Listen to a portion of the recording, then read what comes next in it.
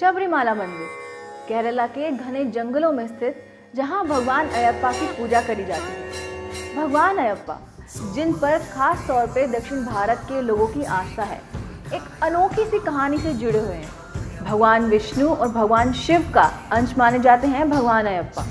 लेकिन अब आप लोग ये सोच रहे होंगे कि ये कैसे मुमकिन है, क्योंकि आमतौर पर लोगों को यही पता है कि शिव जी के दो पुत्र थे, गणेश जी और कार्तिक। तो आइए इस राज से पर्दा उठाते हैं। दरअसल इसे समझने के लिए आपको अपना ध्यान समुद्र मंथन की ओर लेके जाना पड़ेगा। समुद्र मंथन के दौरान भगवान विष्णु ने असुरों को मोहित करने के लिए और देवताओं को अमृत पान कराने के लिए मोहिनी का रूप धारण किया था। और मोहिनी इतनी आकर्षक थी कि उनसे कोई भी बहुत आसानी से आकर्षित हो सकता था। मोहिनी का वर्णन सिर्फ हमारी इसी कथा में नहीं है, बल्कि हमारी इतिहास की एक और पुरानी कथा में है। जब माँ दुर्गा ने महिषासुर का अंत कर दिया था, ये देखकर महिषासुर की बहन महिषी अत्यंत क्रोधित हो गई थी। महिषी ने अपनी कड़ी तपस्या से भगवान शिव को प्रसन्न किया और उनसे अमरता का वरदान मांगा, लेकिन ये वरदान देने के लिए शिव जी ने इनकार कर दिया। तब महिषी ने शिव जी से ये वरदान मांगा कि उसका वध भगवान शिव और भगवान विष्णु के अंश द्वारा किया जाए, जो महिषी को असंभव लगता था। और शिव जी ने उसे ये वरदान दे दिया। और फिर एक बार भगवान विष्णु ने मोहिनी का रूप धारण किया और मोहिनी और शिव जी का अंश बने भगवान अयप्पा, जिन्होंने महिषी का अंत किया। भगवान अयप्पा को ब्रह्मचारी माना जाता था, जिसके चलते हुए उनके मंदिर में महिलाओं का प्रवेश निषेध था। From 1991, women of reproductive age, that is 10 to 50 years, were not allowed to enter the temple.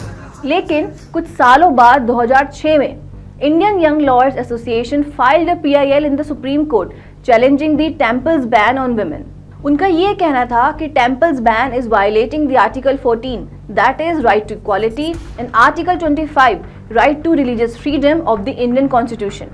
However, after all these statements, on 28 September 2018, Supreme Court passed a judgment saying that all devotees can now enter the temple. क्योंकि भारत एक democratic country है, therefore everyone has their constitutional rights, और ये ban tradition versus women's right था। और court ने ये point रखा कि a group of women cannot be banned inside the temple due to some physiological reasons. The decision-making bench had 5 judges and the decision was in the 4:1 majority. लेकिन हैरानी की बात ये थी कि जजमेंट के अगेंस्ट जो वोट आया था वो खुद एक लेडी जज का था। और उनका ये कहना था, issues that have deep religious belief should not be touched to maintain the harmony in the country. But at last, barring the women from entering the temple on some baseless beliefs is a clear killing of their fundamental rights. We all are God's children and should have the equal rights to pray to them, whatever the physiological conditions may be. Sabrimala temple case raises the crucial questions based on our constitutions and rights.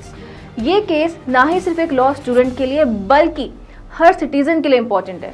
ऐसे cases हमें समझने में मदद करते हैं कि कैसे हमारे लॉज इवॉल्व होते हैं और कैसे जुडिशरी सोसाइटी के लिए काम करती है। ये एक रिमाइंडर है कि हमारे लीगल सिस्टम में इक्वालिटी और फंडामेंटल राइट्स का भी ध्यान रखा जाता है।